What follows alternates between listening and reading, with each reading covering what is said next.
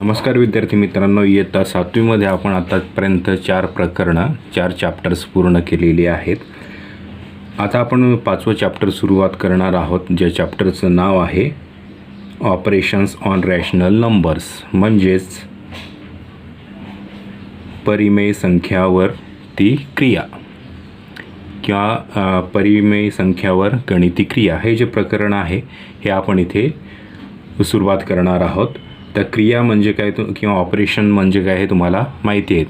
तर ऑपरेशन किंवा क्रिया म्हणजे काय, तर गणितामध्ये बघितलं तर गणिती क्रिया ज्या असतात, मॅथमॅटिकल ऑपरेशन्स जे असतात ते कोणते असतात? Addition, subtraction, division and multiplication, म्हणजेच बेरीज, वजाबाकी, गुणाकार आणि भागाकार. हे 4 ऑपरेशन्स आहेत, 4 क्रिया आहेत ज्या आपल्याला इथे करायच्या आहेत. अर्थातच ह्या 4ही क्रिया, 4ही ऑपरेशन तुम्हाला जमतातच. फक्त आपल्याला कशा संदर्भात करायचं आहे, तर रॅशनल नंबर्स म्हणजेच परिमेय संख्यांच्या संदर्भात करायचे आहेत. तर त्याच्यामुळे असं विशेष असं काय नाही, तुम्हाला सगळ्यांना बेरीज, वजाबाकी, गुणाकार, भागाकार या गोष्टी जमतातच, त्याच्यामुळे ते तुम्ही सहज करू शकता. पण आपण थोडक्यात आता रॅशनल नंबर म्हणजेच परिमेय संख्या ह्यांची ओळख करून घेणार आहोत. चला सुरुवात करूया. रॅशनल नंबर्स म्हणजेच परिमेय संख्या म्हणजे काय. इथे बघा, तुम्हाला एक चार्ट आहे, तो चार्ट तुम्हाला मी इथे दाखवतो. बघा, इथे ह्याच्यामध्ये बॉक्समध्ये बॉक्स अशा पद्धतीने दाखवलेले आहेत. चौकटीमध्ये चौकटी आहेत.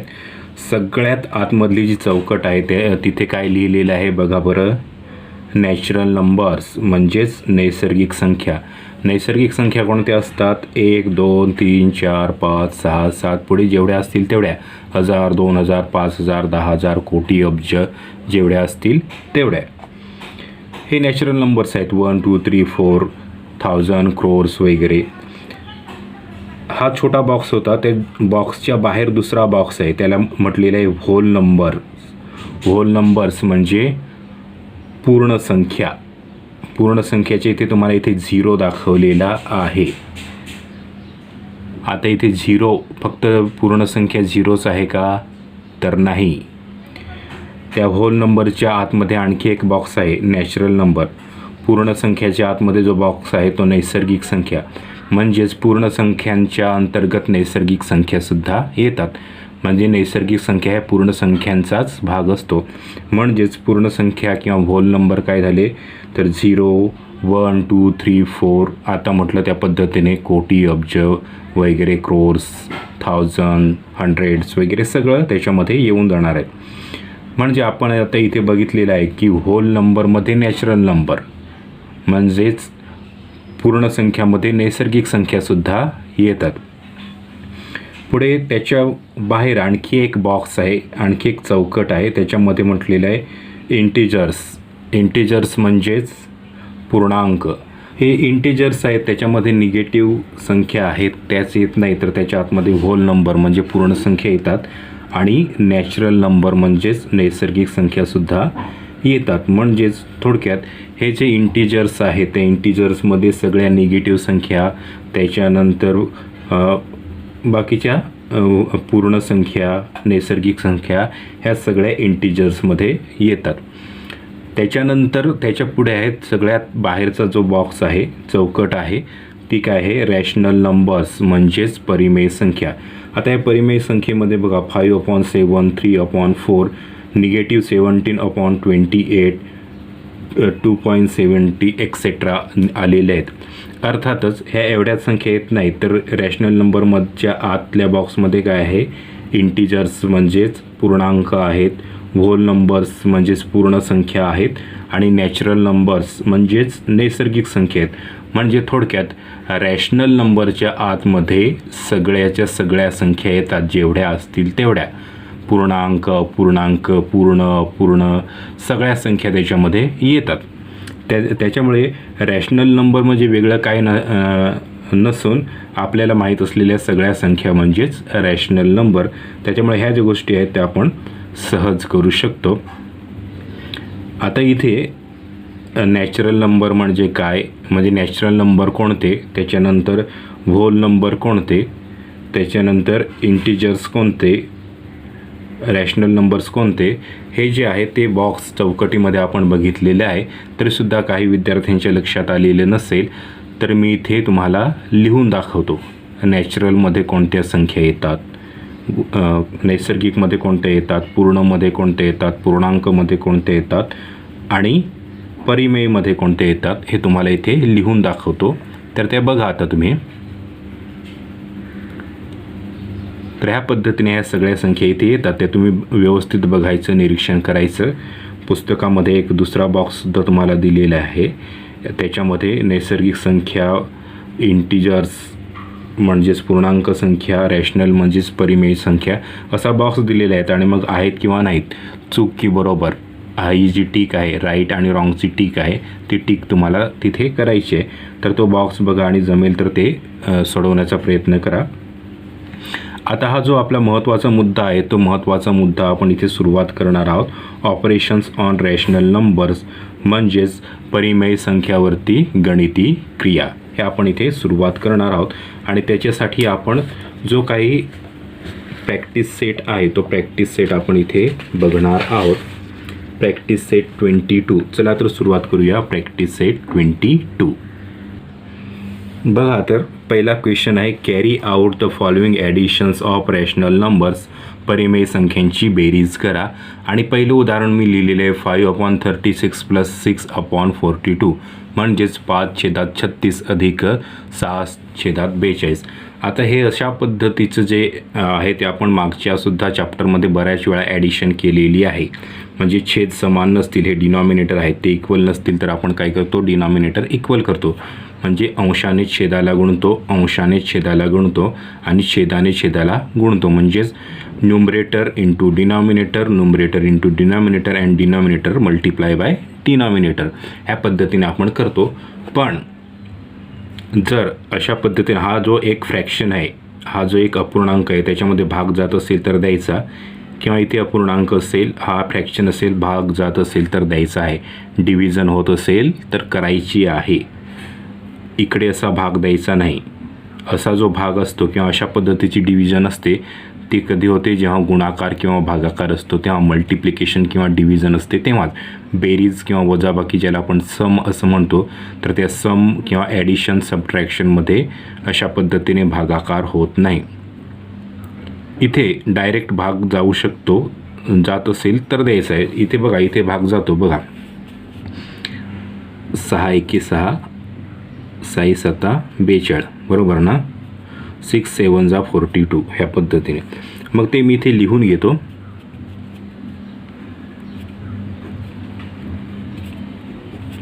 (1/7) आणि आता मग छेद समान करूया.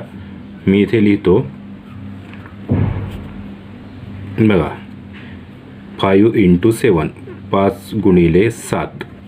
त्याच्यानंतर बेरजेचं चिन्ह आहे 1 × 36, 1 × 36 आणि छेदामध्ये काय आहे, छेद गुणिले छेद, 36 × 7, ह्या पद्धतीने. आता हे मी इथेच लिहितो, 5 × 7 = 35, अधिकचं चिन्ह, हा 36, 36 × 36. आता इथे गुणाकार करूया. 7 × 42, 7 येतील 4, 7 × 21 आणि 4 = 25. आता इथे 35 आणि 36 किती होतील, 71, 71, 252 म्हणजे 252. बघा,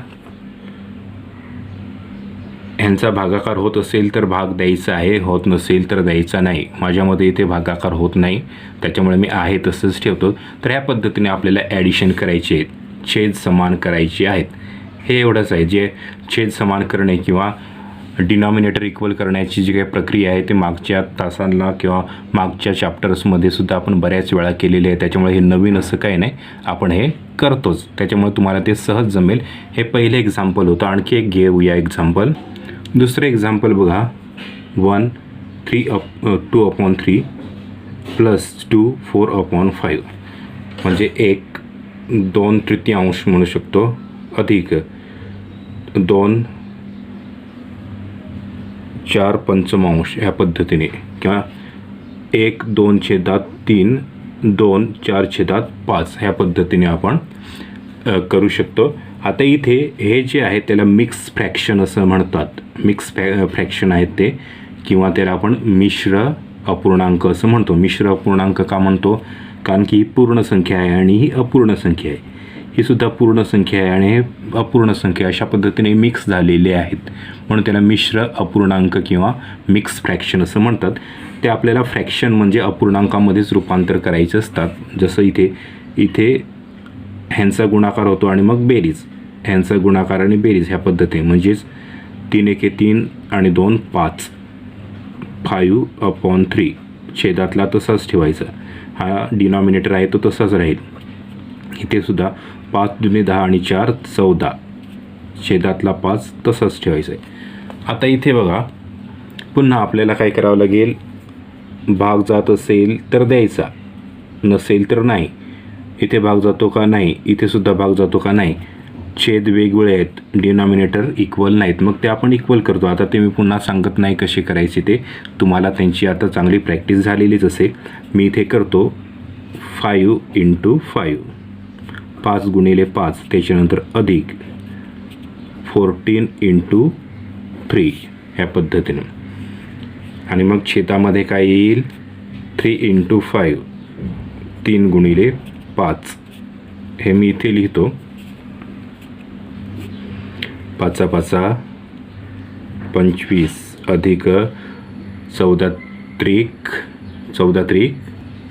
42 42 अपॉन 3 5 15. करूया बेरीज. 7 6 15, 67/15 म्हणजे 67/15 ह्या पद्धतीने आपण उत्तर काढलेलं आहे. आता हे जे उत्तर आहे ते अशा पद्धतीने मिक्स फ्रॅक्शनमध्ये सुद्धा तुम्ही लिहू शकता, पण असंच ठेवलं तरी सुद्धा हरकत नाही. असं लिहा काय किंवा असं लिहा काय, काही हरकत नाही, बदल करण्याची गरज नाही. पण जर मिक्स फ्रॅक्शनमध्ये लिहायचं असेल तर मग इथे आपल्याला भाग द्यावा लागतो. म्हणजे कसा भाग द्यावा लागेल बघा, इथे मी दाखवतो. 15ने भाग द्यावा लागेल. 15 दुने 30, 15 त्रिक 45, 15 चौक 60, बरोबर ना? बघा, 15 चौक 60 आणि 7 67, 15 चौक 60 आणि 7 67, 67 छेदात 15 असं पण लिहू शकता तुम्ही. पण हे करायला जमत नसेल तर काही आवश्यकता नाही करण्याचं, तुम्ही अशा पद्धतीने सुद्धा उत्तर लिहू शकता. हे जे उत्तर आहे, हे ॲन्सर आहे, हे सुद्धा बरोबरच आहे, हे सुद्धा बरोबरच आहे. त्याच्यामुळे तुम्ही असं लिहिलं तरी सुद्धा समजू शकतात. आणि ज्यांना जमतं त्याने ह्या पद्धतीने तयार करायचं आहे, मिक्स फ्रॅक्शन बनवायचं आहे. हे दुसरं एक्झाम्पल होतं. आता आणखी एक एक्झाम्पल घेतो, शेवटचं आहे, चौथा आहे ते घेतो. ते सुद्धा मिक्स फ्रॅक्शनचंच आहे, ते घेतो मी इथे. बघा एक्झाम्पल, 2 3/11 + 1 3/77 म्हणजेच 2 3/11 1 3/77 ह्या पद्धतीनं. आता मग इथे वरती केलं त्या पद्धतीने, इथे यांचा गुणाकार आणि हे प्लस बेरीज मी इथेच लिहितो. 11 दुने 22 आणि 3 25, छेदामधला 11, 11 तसाच राहील. पुढे ॲडिशनचं साईन आहे, बेरजेचं चिन्ह आहे. इथे 77 एके 77 आणि 3 80, छेदातलं 77 म्हणजे 77 तसंच राहतील. आत्ता आपल्याला छेद समान करायचे आहे. आपण नेहमी अंशाचा आणि छेदाचा गुणाकार करतो. न्यूमरेटर मल्टिप्लाय बाय डिनॉमिनेटर आणि डिनॉमिनेटर मल्टिप्लाय बाय डिनॉमिनेटर ह्या पद्धतीने शेवटी करत असतो. परंतु दुसरीसुद्धा एक पद्धत आहे जी तुम्ही लहान वर्गांना शिकलेला आहात. जर हा जो आहे फ्रॅक्शन, हा जो फ्रॅक्शन आहे, हा पूर्णांक आहे, त्याला एखाद्या संख्येने गुणलं आणि एवढा छेद येत असेल तर मग जसं अंश छेदांचा गुणाकार आहे ती पद्धत करण्याची गरज नाही. आता इथे बघा, 7ने गुणल्यानंतर किती येतील? 77, बरोबर ना? म्हणजे आपला छेद समान होतो, डिनॉमिनेटर इक्वल होतो, म्हणून इथे आपण 7ने गुणूया. इथे मी लिहितो 25/11 बघा 7ने गुणलं, पण फक्त छेदाला म्हणजेच डिनॉमिनेटरला नाही तर पूर्ण फ्रॅक्शन म्हणजे पूर्ण अपूर्णांकाला गुणावं लागतं, म्हणजे अंशाला आणि छेदाला दोन्ही, म्हणून इथे सुद्धा 7ने गुणावं लागेल प्लस आणि हा 80/77 ह्या पद्धतीने. आता हे जे आहे इथे मी तुम्हाला दाखवतो किती येईल ते.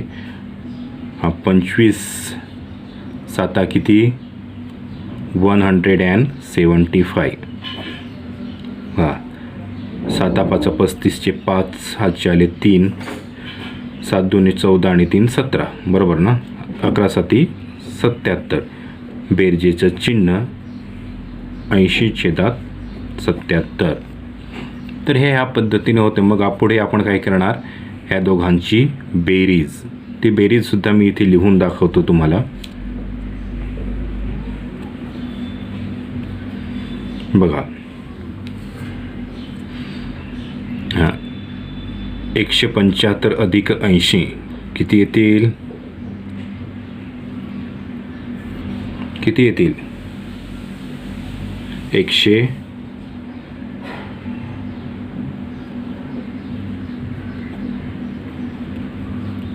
155 बरोबर ना. आणि मग छेदामध्ये हां ह्याचा छेदसुद्धा 77 आहे, ह्याचा छेदसुद्धा 77 आहे, तो छेद येईल. तर ह्या पद्धतीने ती आपल्याला सोडवायची आहेत. हे एक्झाम्पल्स आपण अशा पद्धतीने सोडू शकतो. ॲडिशनची होती, सोपी होती, ती तुम्ही सहज करू शकता. आता पुढे दुसरं जो क्वेश्चन आहे तो क्वेश्चन आपण इथे सुरुवात करूया. पुढचा क्वेश्चन आहे, carry out the following subtraction involving rational numbers. परिमेय संख्यांची वजाबाकी करा. अर्थात तुम्हाला बेरीज आली की वजाबाकी येतेच, त्याच्यामुळे ह्याच्यामध्ये नवीन असं काय नाही, जशी आपण बेरीज करतो तशीच वजाबाकीसुद्धा करतो. म्हणजेच आपल्याला इथे डिनॉमिनेटर म्हणजे छेद समान करायचे असतात. हे पहिले एक्झाम्पल आहे 7/11 - 3/7. छेद समान नाही, ते समान करायचे आहेत. कसे करतात ते आत्ताच आपण बघितलेलं आहे, त्याच्यामुळे मी इथे करतो सुरुवात. 7×7,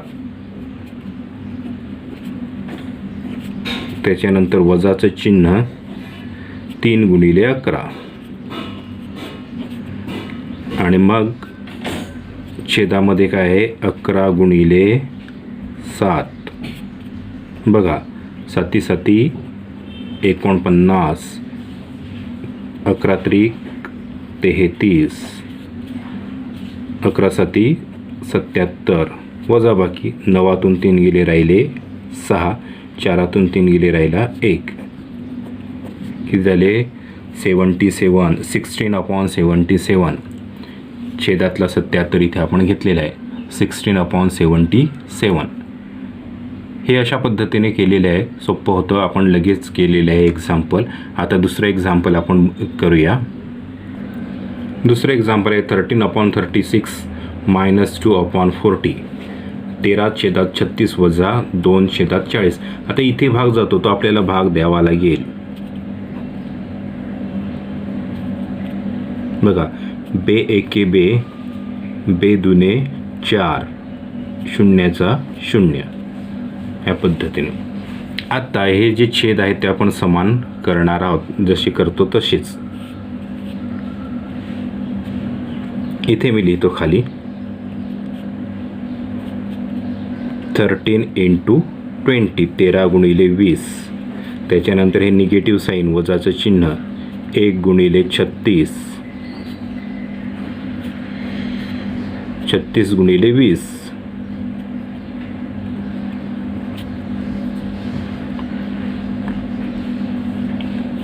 बघा किती येईल ते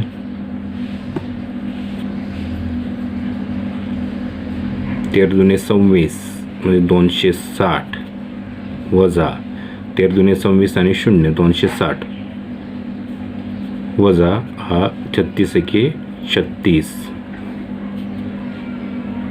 36 दुने 72 आणि हा 0 720. आता ह्यांची जी आहे वजाबाकी आपल्याला करावी लागेल. बघा बरं वजाबाकी करून बघा साईडला किती येते. किती येते वजाबाकी 260 वजा 36 म्हणजे 260 - 36 किती येते 224 अपॉन 720. आता इथे बघा हा युनिट प्लेसला 4 आहे, युनिट प्लेसला 0 आहे, म्हणजे एकक स्थानी 4 आणि एकक स्थानी 0 आहे. अशा पद्धतीने असेल तर 2ने भाग जातो, म्हणजे इथे ह्यालासुद्धा 2ने भाग जाईल आणि ह्यालासुद्धा 2ने भाग जाईल. मी इथे भाग देतो. बे एके बे, बे एके बे, बे दुने 4, इथे बे त्रिक 6, इथे 1 उरतो 12 होतात, बेसक 12 आणि 0चं 0. आता पुन्हा भाग जाईल 2चाच, बे पंचे 10, इथे 1 उरतो 12 होतात, बेसक 12. आता इथे बघा बे के बे, बघा मी इथे भाग देतो बे एके बे, बे के बे, इथे 1 उरतो 16 होतात, बे आठी 16 आणि 0चं 0. आता इथे पुन्हा भाग जातो, बराच भाग जातो. इथे बघा बे दुने 4, इथे 1 उरतो, बे आठी 16, बे नवा 18, 0चं 0. आता पुन्हा भाग जाईल बे के बे, बे चौक 8, बे चौक 8, 1 उरतो, बे पंचे 10, 14/45 एवढं येईल. 14 अपॉन 45. अर्थातच इथे हे तुम्हाला समजायला पाहिजे म्हणून मी इथेच भागाकार केलेला आहे. तुम्ही तो एक्झाम्पल सोडवताना तिथेच भागाकार करायचा नाही, तो तुम्ही साईडला करून बघायचा आणि मग इथे उत्तर लिहायचं, जसं मी उत्तर लिहिलेलं आहे त्या पद्धतीने. तर ही जी वजाबाकी होती ती आपण इथे केलेली आहे. अर्थात जशी बेरीज केलेली आहे तशीच वजाबाकी केलेली आहे, फक्त बेरीजच्या ठिकाणी बेरीज करायची, वजाबाकीच्या ठिकाणी वजाबाकी करायची. बाकी प्रोसिजर सेम आहे. त्याच्यामुळे आणखी 2 एक्झाम्पल आहे तिथे सबट्रॅक्शनची, वजाबाकीची, पण ती तुम्ही करू शकता. आता आपण पुढचा 3रा क्वेश्चन घेऊया. बघा 3रा क्वेश्चन आहे, multiply the following rational numbers, म्हणजेच खालील परिमेय संख्यांचा गुणाकार करा. आता गुणाकार आणि भागाकार हे जे काय आहेत क्रिया त्या खूप सोप्या आहेत, त्याच्यामध्ये विशेष असं काही नाही. म्हणजे इथे यांचा डायरेक्ट गुणाकार होतो, यांचा डायरेक्ट गुणाकार होतो. अंशांचा गुणाकार, छेदांचा गुणाकार, म्हणजे numerator multiply by numerator, denominator multiply by denominator, ह्या पद्धतीने. आणि इथे भागाकार होत असेल अंशाचा आणि छेदाचा, न्यूमरेटर आणि डिनॉमिनेटर यांचा भागाकार होत असेल तर तो सुद्धा आपण डायरेक्ट करू शकतो. कोणताही, हा अंश असला आणि हा छेद असला, किंवा हा अंश असला आणि हा छेद असला, किंवा हा अंश असला आणि हा छेद असला, हा अंश असला हा छेद असला, कोणताही अंश आणि कोणताही छेद असला तरीसुद्धा भागाकार होऊ शकतो. त्याच्यामुळे आपण ते डायरेक्ट करू शकतो, म्हणजेच डायरेक्ट गुणाकार करू शकतो, डायरेक्ट भागाकार करू शकतो. हे सोपं आहे, आपल्याला इथे डायरेक्ट करायचं आहे. बघा आता इथे 3 मल्टिप्लाय बाय 3, 3 गुणिले 3 किती होतात 9, 11 पाची 55, हे एवढंच आहे, बाकी काही करायचं नाही. सोपं आहे ना? हां, सोपंच आहे ते. बघा पुढे बघा, हे दुसरं एक्झाम्पल मी इथे घेतलेलं आहे. 12/5 × 4/15, म्हणजे 12/5 गुणिले 4/15, ह्या पद्धतीने हे दुसरं एक्झाम्पल मी घेतलेलं आहे. बघा तर भाग जात असेल तर भाग द्यायचा आहे. इथे 12 आणि 15 3च्या पाड्यात येतात, म्हणजे 3ने भाग जातो म्हणून 3 × 12, 3 × 5 = 15, तर 4/5 गुणिले 4/5, बघा लिहिलं आहे मी. मग आता अंशांचा गुणाकार, छेदांचा गुणाकार, 4 चौक 16, 5 5 25, ह्या पद्धतीने हे येणार आहे. आता पुढचं बघा, -8/9 मल्टिप्लाय बाय 3/4, म्हणजेच -8/9 गुणिले 3/4. इथे भाग जातो, कसला भाग जातो बघा, 4 एके 4, 4 दुने 8, इथे सुद्धा 3 एके 3, 3 त्रिक 9, म्हणजे हा -2 छेदात 3 गुणिले 1 छेदात 1. अर्थातच हे एकाने गुणल्यानंतर तेच राहतं, त्याच्यामुळे हे आपण डायरेक्ट असं लिहू शकतो, -2 छेदात 3, ह्या पद्धतीने. तर हा गुणाकार होता गुणाकार हा बेरीज आणि वजाबाकीसुद्धा सोपा आहे, हे तुमच्या लक्षात आलेलंच असेल. त्याच पद्धतीने भागाकारसुद्धा आपण बघणार आहोत. बघूया क्वेश्चन जो आहे. भागाकार बघण्याच्या अगोदर आपल्याला मल्टिप्लिकेटिव्ह इनवर्स बघायचे आहे, त्याच्यामुळे क्वेश्चन नंबर 4 बघूया. बघा, पुढचा क्वेश्चन आहे राईट द मल्टिप्लिकेटिव्ह इनवर्स, म्हणजेच गुणाकार व्यस्त संख्या लिहा. गुणाकार व्यस्त संख्या जी आहे ती काय आहे? हा सोपी आहे ती संख्या. इथे साधी गोष्ट करायची आहे. बघा, हा छेद आहे तो अंशामध्ये आणायचा आहे, अंश आहे तो छेदामध्ये न्यायचा, ह्या पद्धतीने. म्हणजे न्यूमरेटर असेल तो डिनॉमिनेटर होतो आणि डिनॉमिनेटर असतो तो न्यूमरेटर. अशी उलटी जी संख्या असते त्याला आपण मल्टिप्लिकेटिव्ह इनवर्स असं म्हणतो. दुसऱ्या भाषेत म्हणायचं की ज्या संख्यांचा गुणाकार 1 येतो, ज्यांचं मल्टिप्लिकेशन 1 येतं, त्यांना मल्टिप्लिकेटिव्ह इनवर्स असं म्हणतो. आता ह्यांचासुद्धा गुणाकार जर आपण केला, मी इथे तुम्हाला साईडला करून दाखवतो.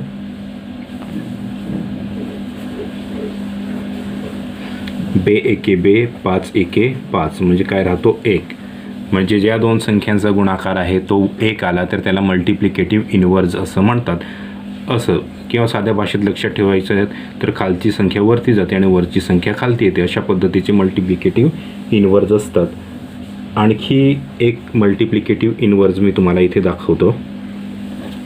बघा, -3/8 याचा मल्टिप्लिकेटिव्ह इनवर्स काय असेल तर हा 8 वरती जाईल आणि -3 खाली येईल. आता इथे सुद्धा हे निगेटिव्हचं चिन्ह आहे ते तुम्ही कुठेही देऊ शकता, दोन्ही ठिकाणी नाही, एकाच ठिकाणी द्यायचं असतं, पण कुठेही दिलं तरी सुद्धा चालेल. म्हणजे हे निगेटिव्हचं चिन्ह आहे ते इथे मध्ये दिले तरी सुद्धा चालेल किंवा 8 दिलं तरी सुद्धा चालेल, ते कुठेही चिन्ह दिलं तरी सुद्धा चालतं. ह्याला मल्टिप्लिकेटिव्ह इनवर्स असं म्हणतात.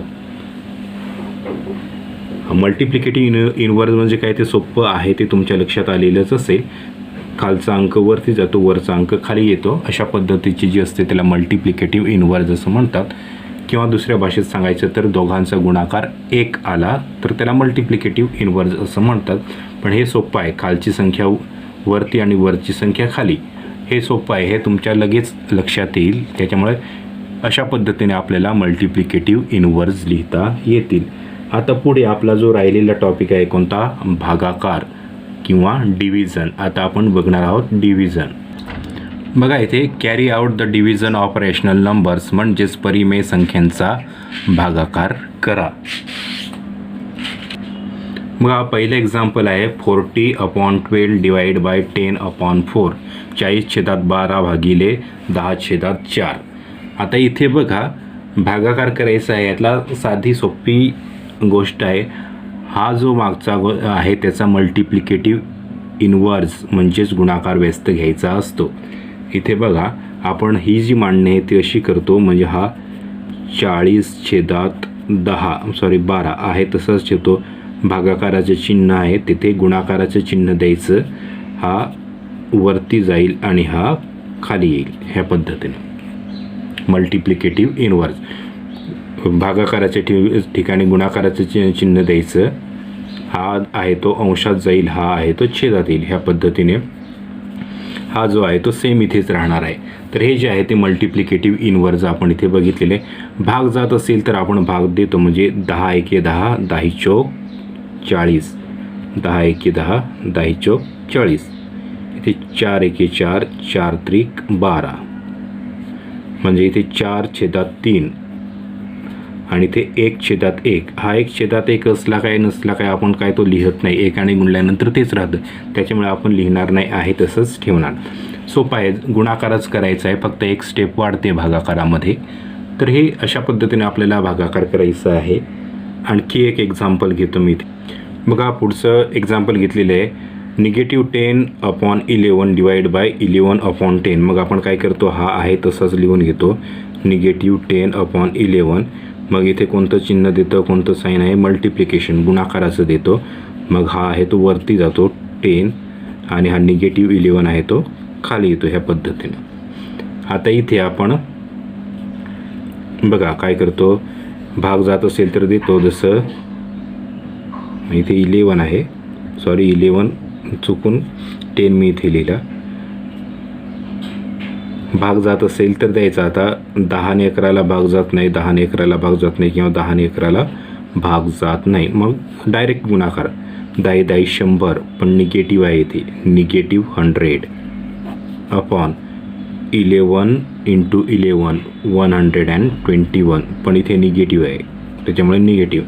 तर हा वरती निगेटिव्ह आहे, खालती निगेटिव्ह आहे, कॅन्सल होईल. म्हणजे काय होईल इथे 100 अपॉन 121. ह्या पद्धतीने आहे. सोपं आहे, ते तुम्हाला सहज जमू शकतं. पण तरीसुद्धा एखादं एक्झाम्पल मी घेतो, जरा वेगळं वाटतील अशा पद्धतीचं. 5वं जे एक्झाम्पल आहे ते 5वं एक्झाम्पल मी इथे घेतो. बघा, मी इथे लिहिलेलं आहे 9/11 भागिले 8. तर 8चा छेद नाही, जेव्हा छेद नसतो तेव्हा काय असतो, त्यांचा छेद 1च असतो. म्हणून मी बघा इथे छेद 1 लिहिलेला आहे. तर त्याच्यामुळे आत्ता 8चं निगेटिव्ह 8चा आपण डिनॉमिनेटर 1 लिहिलेला आहे. आता पुढे आपण सोडवणार आहेत 9/11. आता याच्या ठिकाणी मल्टिप्लिकेशनचं हा आहे तो वरती जाईल आणि हा आहे तो खाली येईल. ह्या पद्धतीने हा वरती हा खाली, ह्या बघा इथे मी लिहिलेलं आहे. आता इथे कुणाचा कुणाला भाग जात नाही, 9चा 8ला किंवा 11चा 8ला 11चा 9ला वगैरे काही होत नाही. त्याच्यामुळे सरळ गुणाकार करणार. 9 गुणिले 1 9, 11 गुणिले 8 88, म्हणजे 9 निगेटिव्ह 88 एवढं त्याचं उत्तर येणार आहे. तर हा प्रॅक्टिस सेट 22 आपण इथे बघितलेला आहे, त्याचा अभ्यास केलेला आहे. आता आपण पुढच्या तासाला पुढचा प्रॅक्टिस सेट बघणार आहोत, पुढचा टॉपिक बघणार आहोत. तर पुढचा टॉपिक आहे numbers in between rational numbers, म्हणजेच ज्या परिमेय संख्या दिलेल्या असतील त्या परिमेय संख्यांच्या मधील इतर संख्यासुद्धा असतात. आता हे कोणत्याही 2 संख्या असतील, त्या 2 संख्यांच्या मध्ये अगणित म्हणजेच मोजता येत नाही एवढ्या संख्या असतात. खूप संख्या असतात. जसं 1 आणि 2 असेल, 1 आणि 2 असेल तर त्याच्यामध्ये सुद्धा बऱ्याचशा संख्या असतात. म्हणजेच 1.1, 1.2, 1.3, 1.4 अशा पद्धतीच्या संख्या असतात. त्याच्यानंतर 1.1 आणि 1.2च्या मध्ये सुद्धा संख्या असतात. अशा आपण छोट्या करत गेलं तर बऱ्याच संख्या तयार होतात. इनन्युमरस म्हणजेच अगणित म्हणजेच मोजता येत नाही एवढ्या संख्या असतात. तसंच परिमेय संख्या म्हणजे रॅशनल नंबर्समध्ये सुद्धा तुम्हाला खूप जास्त संख्या बघायला मिळतील. अर्थातच त्या कोणकोणत्या संख्या आहेत त्या आपल्याला इथे शोधून काढावे लागतील. त्याच्यासाठी तुम्हाला नंबर लाईनसुद्धा दिलेली आहे. अर्थात पुस्तकात तुम्हाला नंबर लाईन दिलेले आहेत, त्याच्यामध्ये नंबर्स म्हणजे संख्या दर्शवलेल्या आहेत, ते तुम्ही व्यवस्थित बघायचे आहेत आणि त्याचा अभ्यास करायचा आहे. आपण इथे पुढचा प्रॅक्टिस सेट बघणार आहोत, practice set 23. Write 3 rational numbers that live between 2 given numbers, म्हणजेच 2 परिमेय संख्याच्या मध्ये असलेल्या 3 परिमेय संख्या लिहा. आता ह्या 2 परिमेय संख्या म्हणजेच रॅशनल नंबर्स दिलेले आहेत त्याच्यामधल्या लिहायचे आहेत. आता इथे सोपं आहे, 2/7. मग पुढची काय येईल 3/7. त्याच्या पुढची काय येईल 4/7. त्याच्या पुढची काय येईल 5/7 आणि मग पुढचे 6/7. मग बघा ही एक आणि ही एक, अशा 3 आपण संख्या लिहिलेल्या आहेत. ह्या सोप्या आहेत, आपण त्याच्यामुळे सहज लिहिलेल्या आहेत. परंतु प्रत्येक वेळेस अशा पद्धतीने सोप्या संख्या येणार नाही, काहीतरी आपल्याला बदल करावे लागतील आणि त्याच्यानंतरच संख्या लिहाव्या लागतील. मग चला, पहिलं एक्झाम्पल तर आपण सोडवलेलंच आहे. पुढचं दुसरं एक्झाम्पल घेऊया आपण. बघा, दुसरं आहे 4/5 आणि 2/3.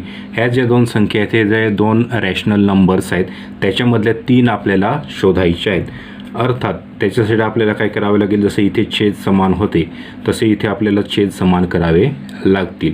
आता इथे काही बेरीज वजाबाकी वगैरे काही नाही, त्याच्यामुळे हे वेगळं आहे, हे वेगळं आहे, म्हणजे हा वेगळा आहे आणि हा वेगळा आहे.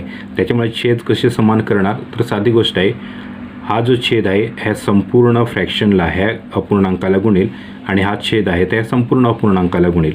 म्हणजे थोडक्यात ह्या पद्धतीने 4/5, हा 4/5 आहे, त्याला कितीने गुणायचं 3ने. त्याच्यानंतर हा 2/3 आहे, हा 2/3 याला कितीने गुणायचं 5ने. म्हणजे आपले फ्रॅक्शन काय होणार आहेत, 4 त्रिक 12, 5 त्रिक 15, इथे 2 पंचे 10, 3 पाची 15, ह्या पद्धतीचे फ्रॅक्शन्स इथे तयार होणार आहेत. आता इथे बघा दोघांचे छेद समान झाले, 15 15, इथे 12 आणि 10 आहेत, मग मध्ये काय येणार आहे 11, बरोबर ना, 12 11 10 ह्या पद्धतीने. पण इथे आपल्याला एकच संख्या मिळते, बरोबर, एकच संख्या नाहीत, मग आपल्याला 3 पाहिजेत, इथे तर एकच तयार होते. मग आता हा जो आहे हा जरा वाढवूया, जरा आपण वाढवलात की आणखी आपल्याला स्पेस, आणखी जागा मिळेल, म्हणजे आणखी त्याच्यामध्ये संख्या आपल्याला बघायला मिळतील. मग हे वाढवायचं कसं तर ते सुद्धा मी इथे दाखवतो.